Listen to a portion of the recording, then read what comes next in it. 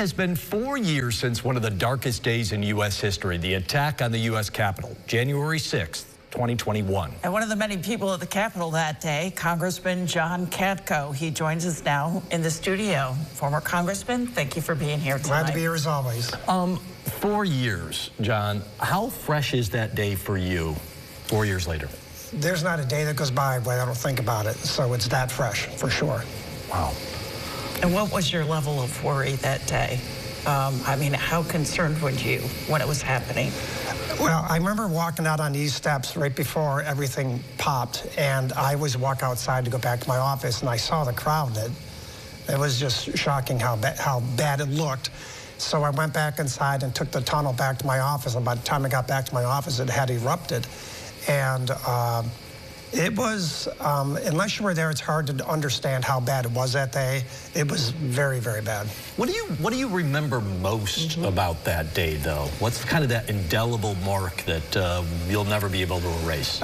Probably two things. The first thing was after things finally subsided later that night, we all got called to a part of one of the House office buildings. And down there with us were literally hundreds of Capitol Hill police. And to see what they look like and see what they've been through, the uniforms were torn, they were bruised, they were bloodied. I remember seeing their knuckles, and they were all battered, and they looked shell-shocked. And I remember the smell, because they'd been sprayed with, you know, bear spray and tear gas and all kinds of things. And the shell-shock look on them just broke my heart, because I'm a law enforcement guy at heart. That just broke my heart, and I'll never, ever forget that. Wow. And so you're hiding out. I mean, how concerned were you that they were going to find you? And then, you know, I can just imagine what was running through your mind. Well, I had an odd perch, because I can see the Capitol from my office, so I was watching things unfold outside, but we get to basically communicate across our computers saying, turn off your lights, turn off your TVs, don't make any noise. We can't help you. We're under siege. Basically, you're on your own.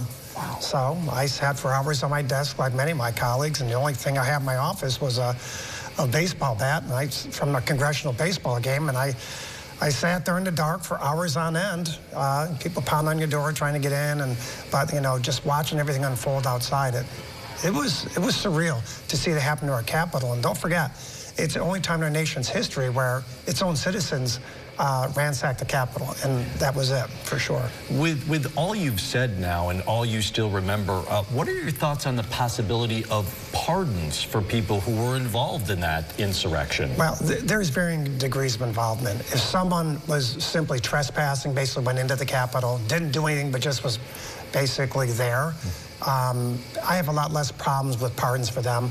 But anybody who assaulted those cops, anybody who broke into offices, anybody who's, you could see people, they were breaking windows, they were stealing stuff, I mean, there was a group there that was literally chanting hang Pence, and they had a gallows set up. They had handcuffs ready to go, zip ties, and they were about 40 seconds away from getting to Vice President of the United States. What they would have done when they got there, who knows? But bottom line is, you should help people. You should not pardon people who are engaged in violence or engaged in some burglary, breaking and entering things and stealing things.